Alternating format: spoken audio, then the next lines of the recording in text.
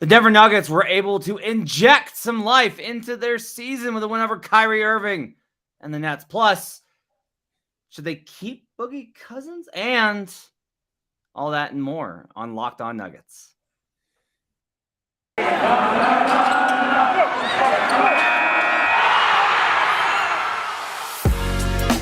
are Locked On Nuggets, your daily Denver Nuggets podcast. Part of the Locked On Podcast Network, your team every day. Welcome to Locked On Nuggets, your daily Denver Nuggets podcast, part of the Locked On Network, your team every day. Thanks for making this your first listen each and every day.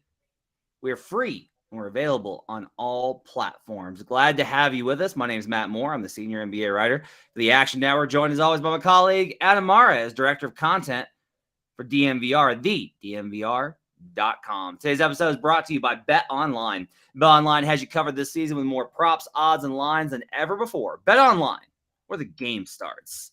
Denver Nuggets get the win on Sunday over the Brooklyn Nets in the bounce back spot after giving up, how many points did they give up in the first half? 75 points in the first half. They hold Brooklyn to just 29 in the second half, and they cruise to a 124-104 victory. We'll break all that down. We'll talk about DeMarcus Cousins situation as his 10-day comes to a close, the second 10-day, and what the Nuggets will do. We'll touch on some trade stuff, got some ideas about some of the stuff with Michael Malone I want to get to, all sorts of different things. We'll talk about all that and more. Adam, glad to have you with us, buddy. Let's start here. Well, let's start here. 1,450 followers on YouTube, almost to 2,000, which was my lock for the All-Star game. There's 5 games left, so if you enjoy watching us or listening to us talk Denver Nuggets, hit the subscribe button, hit the little bell icon so that you get alerts whenever we go live, so you can always watch us. Indeed. That's the best way for you to support the show is for you to hit that like and subscribe on the old YouTubes, get that done and do it for us. What was your, I guess I'll say this, 2-game losing streak, lost to the Jazz. Three-game losing streak. 3-game losing streak. I forgot. Wolves, Jazz on the back-to-back, and then the Pelicans game, which was a real bummer.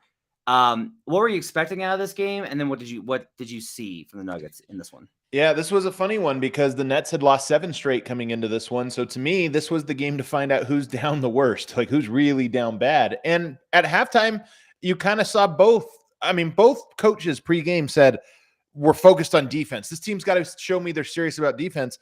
And when you have a 75-74 halftime score, clearly that message is being lost on both teams. So to me, that's what I was looking for in this game was, could the Nuggets sort of respond? Who's going to be the first team between these two to respond and kind of show you something, some pride, some ability on the defensive end? And I thought Denver, they made an interesting adjustment in the second half, but I also just think they defended better and with more sense of urgency in the second half. And once again, looked like a team that's worth, having hope in.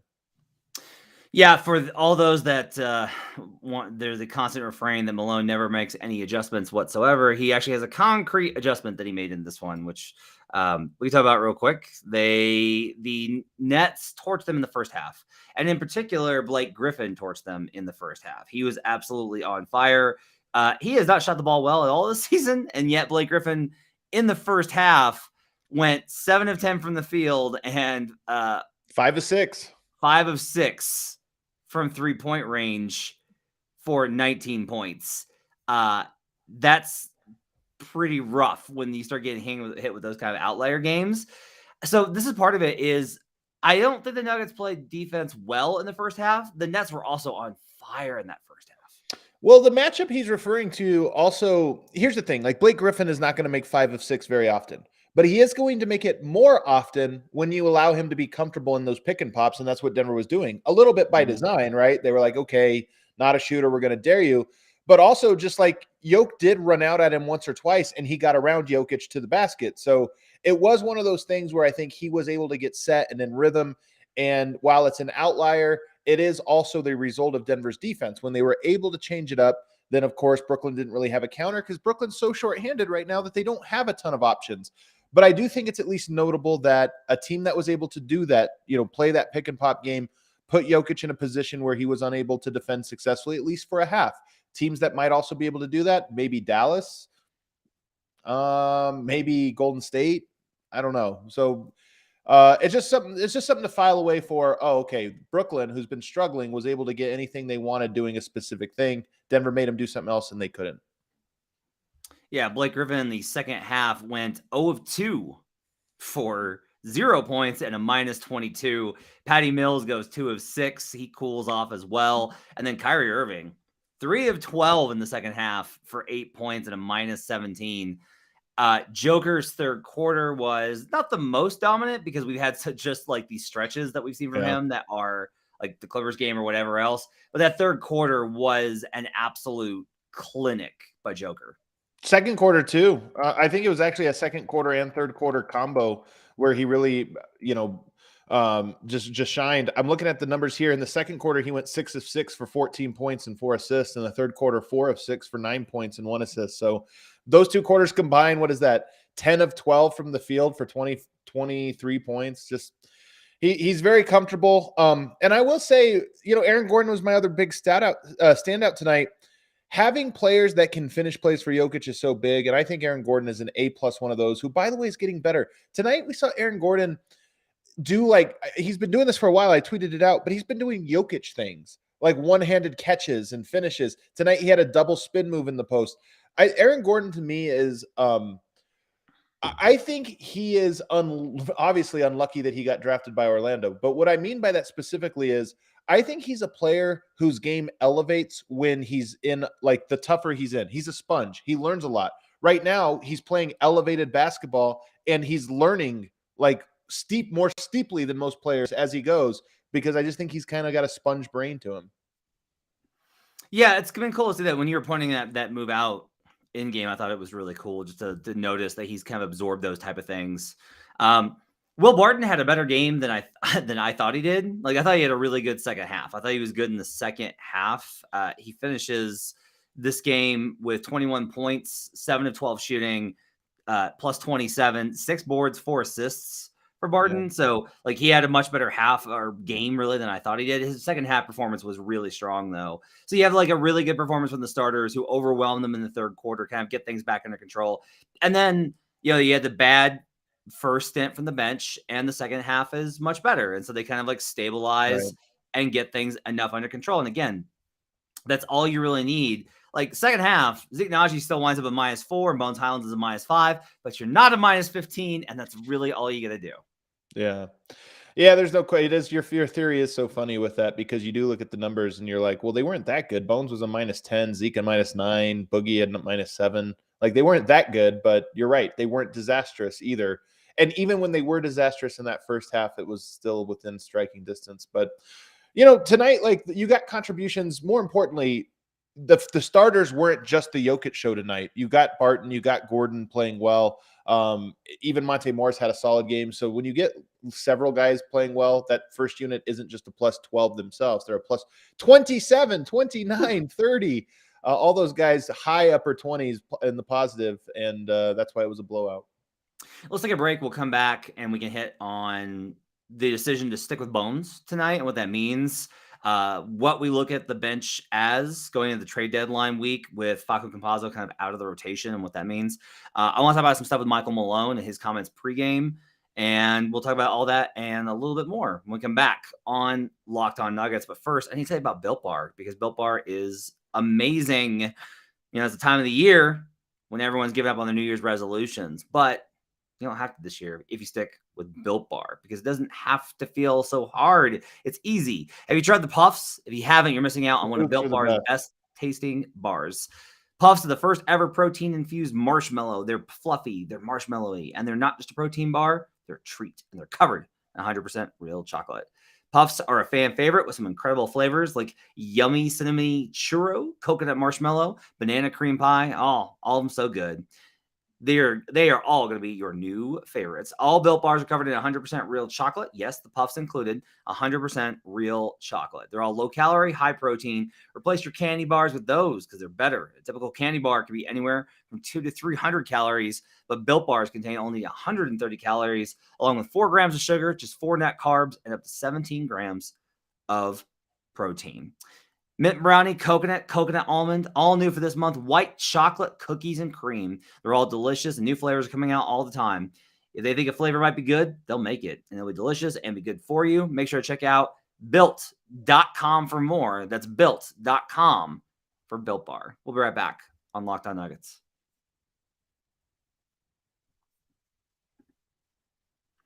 Thanks for making Locked On Nuggets your first listen each and every day. The NBA trade deadline is this Thursday, February 10th at 3 p.m. Eastern. And Locked On NBA podcast will be covering it live from 2 to 4 p.m. Join Kim Becker, my guy John Corrales, and Locked On Fantasy Basketball host Josh Lloyd to get analysis of every blockbuster move. Subscribe to Locked On NBA YouTube and turn your notifications on so you know when they go live. If you guys are looking for a way to support the show, I encourage you, smash that like button. That's what they say. Smash that like button. Hit that subscribe button on our YouTube channel. We are making the run for 2,000, so you can prove Adam right before All-Star. It is on the way. So we're continuing this conversation about the Nuggets get-right win versus the Nets on Sunday, 124-104. I thought it was really interesting in this game that as bad as the defense was first half, he stuck with Bones Hyland. And afterwards, I asked him about, Malone asked him, I was like, he's got some turnovers.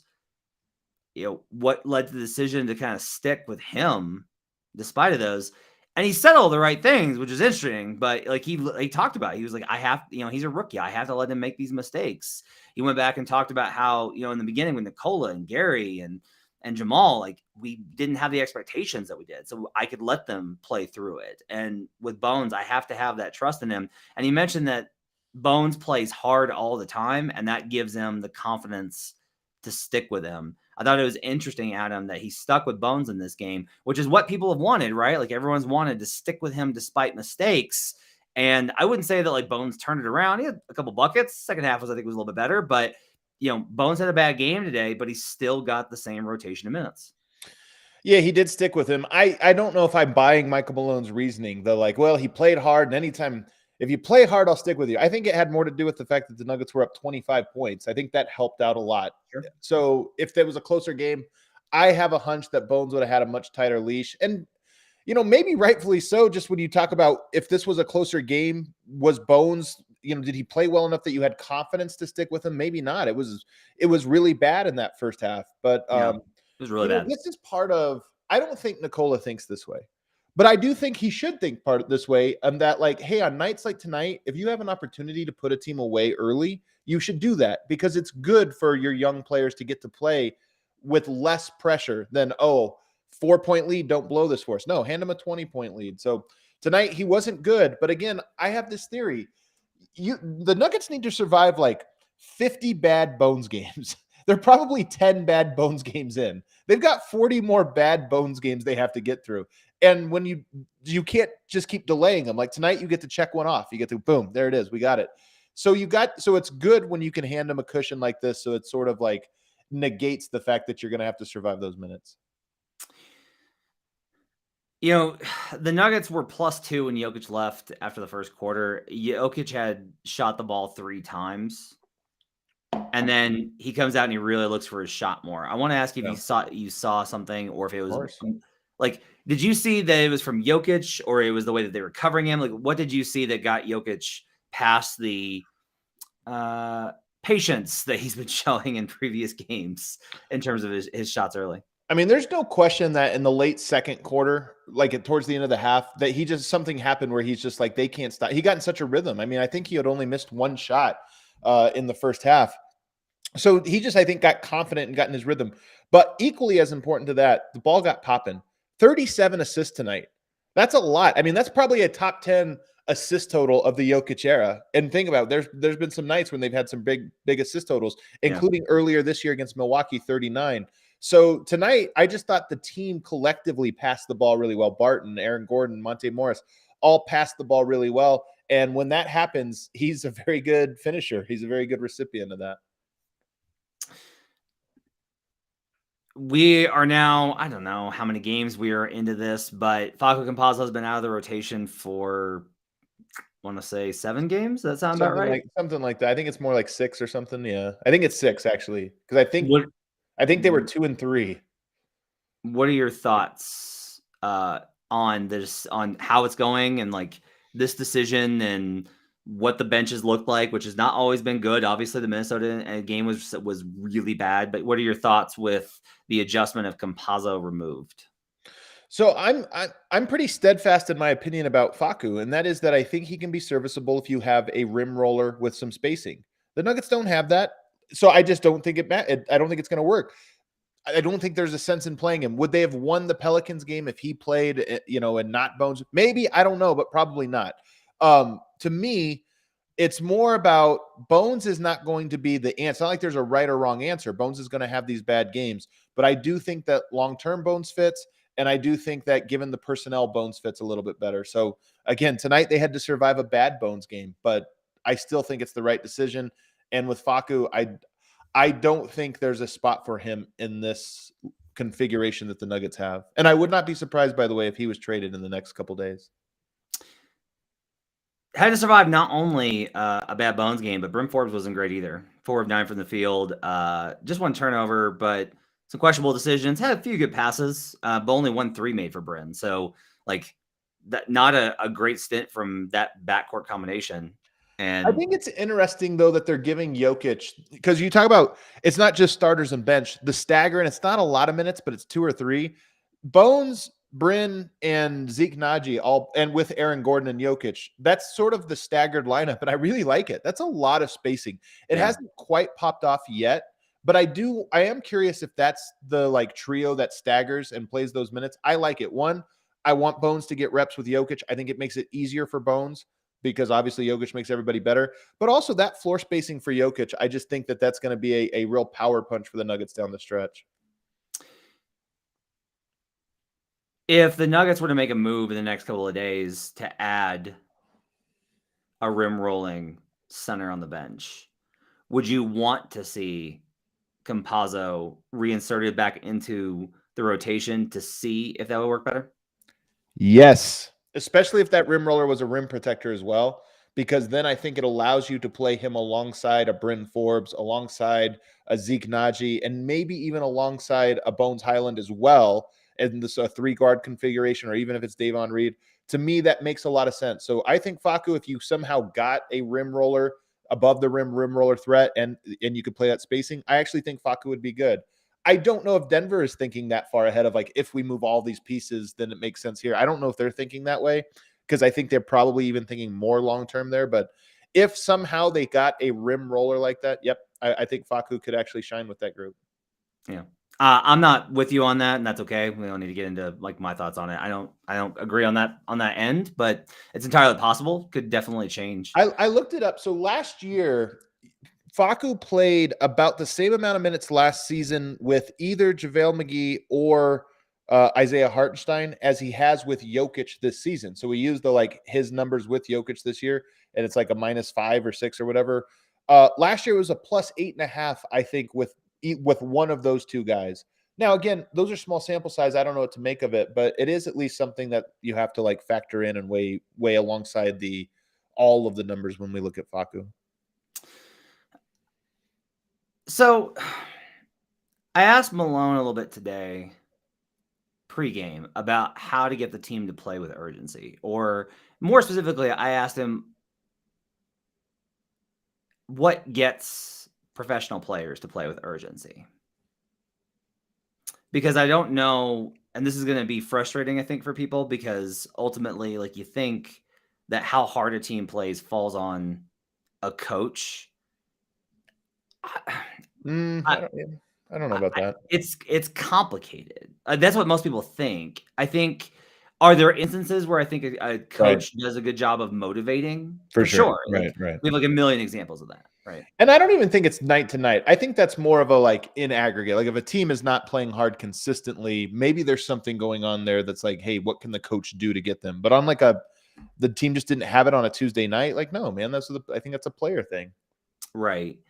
And so I asked him about it, and he talked a lot about how, he mentioned the exhaustion and the mental stuff and the spot in the season, trade deadlines distracting, all-star breaks distracting. He actually said something really interesting, which was that he mentioned this is a time when if you're smart, you can steal games because everybody's so distracted, which I had never thought. I'd always thought of it the other way, which is that, you got to watch out because your guys will get distracted and you can fall apart.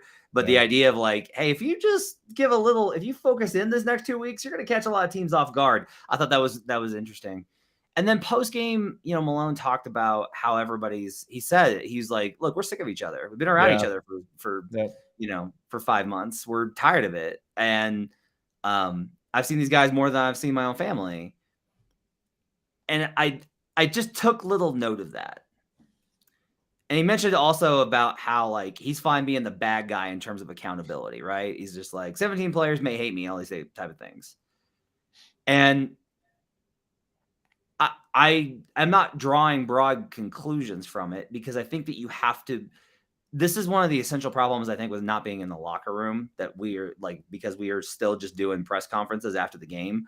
We don't get a sense for what the mood is. We don't get a sense for what the locker room's like. We don't get to have conversations with the players about what did coach tell you, or what has coach said, or, what has been your message to the team and those type of things. I am curious just about, as somebody that's been I've been pretty adamant that Malone's a good coach and the right coach and has done the work and needs to be appreciated for it. I do think you always have to be, if you're covering this team with where they're at, you always have to be kind of cognizant of, are things getting stale? This team has a lot of reasons for things to get stale, a lot of reasons across the board. And I am just kind of curious about where the team is at with hearing the coach's messaging. And it's not just Malone, it's the assistants too. And I think losing Wes Unseld, I think, impacts some of this. But I am really curious to see what happens the rest of the way and how that plays out. I mean, I think it's understandable. We've talked about this a few times, but I just don't think people understand how much time these guys are together and how much of a part of their lives they are. And so when he says we're all sick of each other, I get it, man. I'm sure they just want to get away. And a lot of that is because of how tough the front half of the schedule was. Matt, when they come back from the All-Star break, they have 3 1-game road trips. They have a 3-game road trip and a 2-game road trip. That's it.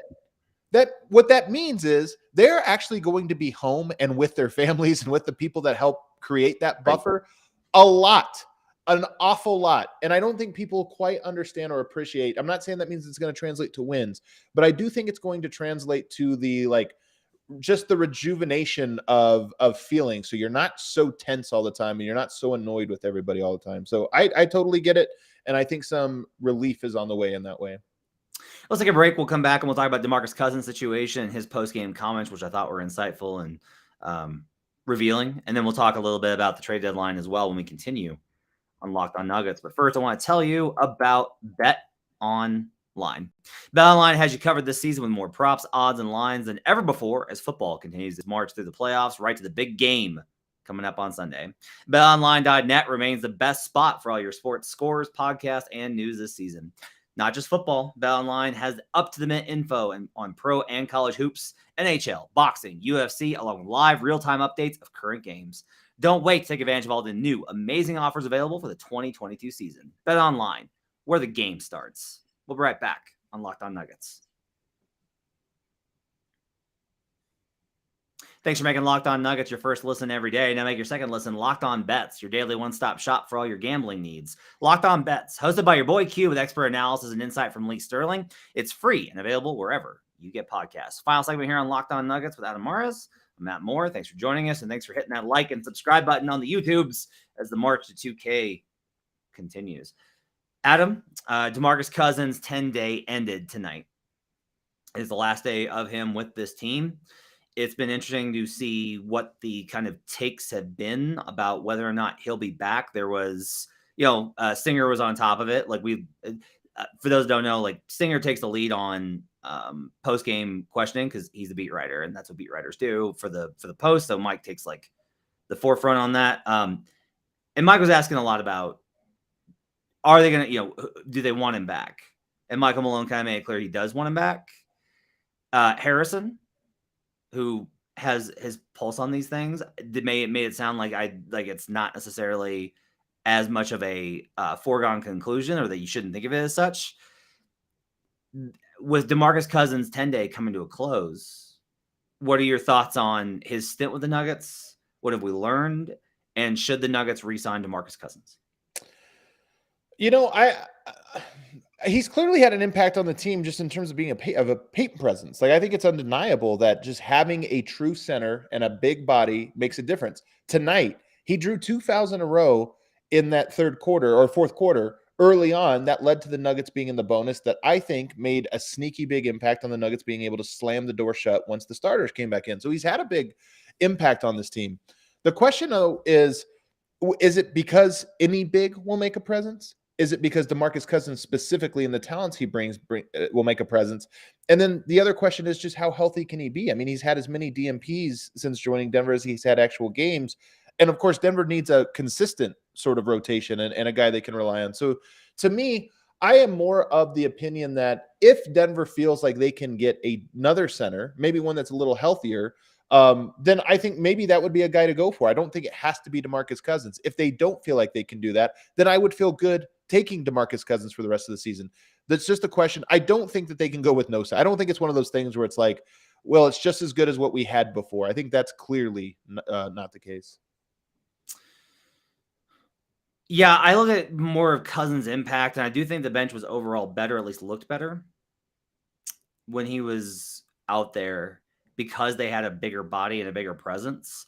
For me, he's more proof of concept. Like the question of, do you need a backup center? You signed a backup center and the bench looked better. You do need a backup center. Does it need to be Boogie? I'm not sure because he just hasn't been healthy. You know, it was interesting hearing him in postgame, and the line of questioning kind of started with the officials, right? And his frustration and he's talked about it like a million times about he gets officiated differently. And he does. That's not me defending him. It's that he does get officiated differently. They do have a shorter leash. His tech tonight should not have been a tech, in my opinion. It's a shorter leash with him at all times. That's been a consistent theme in the NBA. And I will say, like, he definitely did his part to earn that reputation. Of course. Like it's there. But at the same time, if you believe like, well, no, like you still have to officiate every situation the same regardless, that's where it gets difficult, right? It's like guys have reputations, etc. I do think on some level, Cousins gave them a different look. I think finding a backup center is going to be really difficult. Like Cousins might be the best that they can do because their trade assets are limited. They don't have a lot of salary. They don't have a lot of pick assets. And the market for backup centers is surprisingly pretty intense. Like, I've got, as of right now, I know of 8 teams that have called the Suns about Jalen Smith, including the Nuggets. For Jalen Smith, who's played like has had like a cup of coffee. Yeah. You know? And so trying to find the right guy, and there's all sorts of, like, there are options, right? You've got 3 guys in Washington that you can call and inquire about. The Raptors are definitely open to moving either Chris Boucher or looking for an upgrade, but they're looking for an upgrade at center, you know, and I don't think they'd be open to Kem Birch. Everyone kind of goes like Mo Bamba. I think that's probably out of reach in terms of what you're gonna have to give up for him. So I don't know if they're gonna be able to get better. I will say this, like, I haven't loved Cousins. There's 2 things with Cousins. You talked about this, that he just wasn't able to get over a nagging injury to really play the way that he needs to or wanted to here. He mentioned also, he was like, it's frustrating to be in this situation at all, to be honest. He said that after the game. And like that one kind of slid by. But for me, that's what I was really curious about is how he's feeling, having where he came from in terms of being before the Achilles. Cousins was one of the most dominant big men in the NBA. I mean, he was a beast. And now to be having to like hang on and hope that your calf can stay healthy enough for you to get signed on a min, that's tough. I do think that the injury slowed him down. I do think that if he's not 100%, like he has to be as close to 100% as he can be just to be the bare minimum of what you're going to want from him, especially if he's going to be in a playoff rotation. And like, look, I'm never going to love Cousins on court attitude. the idea of like inspiring joy. I don't know that it is fun to play with DeMarcus Cousins just based off of his general, pardon my language, but fuck everything kind of. The other thing about this is, like Malone just mentioned, everybody's sick of everybody, like all this. Like George Karl talks about this all the time. You have to be very, very careful about the energy you invite into your team. And if they're like a huge upgrade, like you got to have them. Like maybe it's worth it. It's worth the strife. The question is, do they feel that there is maybe a concern about that with DeMarcus Cousins, having been around him now for 25 days or whatever it's been? That's something I really don't know that we have the answer to that. I think the team does, but we don't. And I suspect that if they bring him back, it's because they feel like, hey, you know what? We feel like he's either been okay or will be okay going forward. And if they don't, I have to suspect that's probably part of the equation, is they thought, you know what, maybe there's a bad energy here, or maybe there's somebody else we can take. But if they don't get anybody and they don't bring back DeMarcus Cousins, that probably tells you they just didn't feel like the energy was right there. How many minutes do the backup centers have to play in the playoffs? Sorry, that's comments. Cousins, J. Mike, and Zeke. How many minutes do they have to play in the playoffs? Oh, man, yeah, it's not many. I mean, what does Jokic usually play? Like 40 minutes, 38, 39 minutes. So you're talking about 8 to 10 minutes probably. If you have a backup center, it's 8 to 10 minutes. And by the way, teams tend to go smaller usually, not always, but usually in the playoffs. So maybe it's like DeMarcus Cousins just doesn't play every game and he plays here or there, but it's somebody else. So it's not very many in the playoffs. But here's the thing, Matt. That's an important question. But as we talk right now, the Nuggets are just one game up on the Minnesota Timberwolves. I believe the Timberwolves have the tiebreaker on them. At least they have 2 wins against them, maybe with one or two more to go. Like the number one goal for the Nuggets right now, in my opinion, should be to be a top 6 seed, avoid the play-in, because I think the Clippers are very good. The Lakers with LeBron and Anthony Davis, like if the Lakers just bench Westbrook for one game, they could win. They could win against anybody. So to me, the idea of having to go through the play-in just to earn the opportunity to play the Phoenix Suns or Golden State Warriors, to me, that's a nightmare. That's a big fail. If you can get a top 6 seed and be in the regular playoffs, get that extra practice time and rest time. By the way, you're going to have a Jamal Murray, maybe a Michael Porter Jr. back. You don't want to have to play like extra games anyway just to get to the playoffs. So to get a little bit of time off heading in, it's actually really important. So even if DeMarcus Cousins doesn't play, if he has an impact on getting you the top 6 seed, it would be worth it. And I'll also say this, they have to look at, I've been asking everybody this question, and I've saved this question until right now for you. Actually, I haven't asked you yet. Okay. I've asked everybody that covers the Nuggets that I can talk to. Do you think they're going for it this year? No. It's been a really interesting question because everybody has a different answer. And I think the fact that we don't know is telling about maybe the fact that they don't either. That they're stuck in between trying to figure out this year and what they can do and how to allocate resources towards that versus next. Here's what I'll say. I don't think they're going for it, because if you were going for it, you probably would trade Jamal Murray. Like Jamal Murray's just not going to be 100% healthy. Like, would you have a better chance of winning the championship if you were to have traded? I think it's kind of late now, but if you traded Jamal Murray for Bradley Beal at the start of the season, don't you think you had better championship odds this year? Sure. Yeah, Bradley Beal the whole season, plus he's 100% healthy.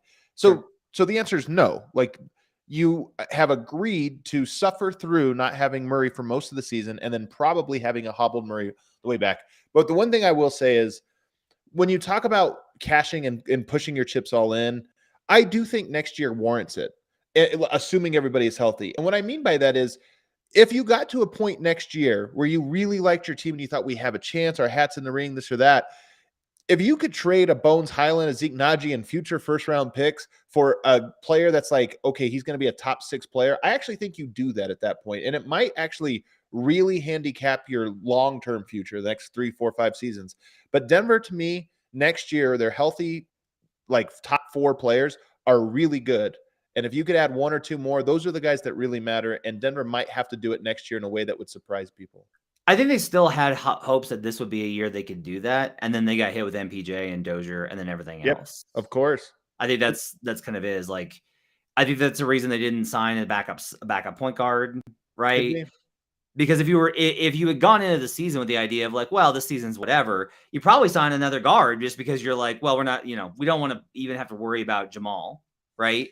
But instead, it was like, well, if we can just make it to when Jamal gets back, right? We can make the run. And instead, maybe Porter and Jokic are like so much more lockstep. Maybe that would have happened with 82 games together, but it didn't. Right. So I think all of this factors into the decision making coming over the next couple of days, and Malone reiterated this, that any moves that they make will be about the long term, not just about this season, but about how they fit long term. And I hate to give up on this season. Not give up. I hate to let an opportunity to push go by, just because I do think that they're right. Like, they hold this idea that if they can get,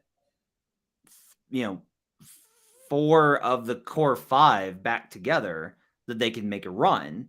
And I don't think they're wrong. I think that as much as this season has been a pain and a labor for everyone, if you get the right series of matchups, if you don't fall to the 7 and get in the play-in, if you do wind up in a 4-5 versus Dallas, if things do bounce your way, as good as Phoenix is, last year, Phoenix benefited from the route they got. They may have gotten there anyway. They were really good last year. Yeah. They're better this year. Yeah. But you get the right bounces and the door is open. And you hate to think, like, are you letting an opportunity go by, whether it's, bringing in a center or trading for a wing or whatever it is? I just don't think those little moves get them over the hump. To me, the only way Denver could have like maximized this window that they have would have been like a trade Murray, maybe even a trade Gordon and MP. Like early on in the year, you said, hey, we can't waste a year, so we're trading. Like Ben Simmons is available, Aaron Gordon and Michael Porter, you're out the door. Jamal Murray's hurt, you're out the door too. Like that would have been the only way to have salvaged this year, to like keep that window realistically wide open for this season. They elected not to do that, and I think it was the right move. But the consequence is that this year, it's hard to talk yourself into a championship. That being said, as you just mentioned, who knows what happens? And if you could get Murray back in second week of March, and you get an easy first round series, somehow things break right and you get an easy first round, so he gets an extra little bit of warm-up. And then you get a second round matchup where the ball bounces your way. The Austin Rivers game goes for 38 points in the pivotal game 3. And you sneak through to the conference finals. Now Jamal Murray, Michael Porter, they're that much more healthy. Like there is this like outlier scenario. It's just not very realistic. You remember, as we wrap up here, what I said about the 3-game homestand? It was going to be indicative of the season. Is that what it was? I said that they were going to go 2-1. I said that they were probably going to and I actually pointed that the Pelicans one was the one I was most worried about. I think they win the next game. Well, the Knicks are coming in. They play Utah tomorrow, so they have the Utah-Denver back-to-back. Denver the second night of that, so Denver should have a pretty healthy advantage going into that game. I actually like the way Denver plays most of the time when they have their guys, which they do right now. So I think I agree with you. I do want to comment on somebody had a comment here. Let me see where it was. Someone tell me I'm crazy. Here it is, Logan. He says, someone tell me I'm crazy for thinking MPJ looks better than Murray in their respective warm-up routines. Well, one thing I'll say about this, I don't know how much the like pre-game shoot around is their actual workouts. It might be. That might be like the hardest Jamal Murray goes. I don't know. I will say Murray to me does look like, watching him today in person, he doesn't look like a guy that's 2 weeks away. He looks like to me more like a guy that's 5 weeks away. But I mean, I don't know. We'll just have to wait and see.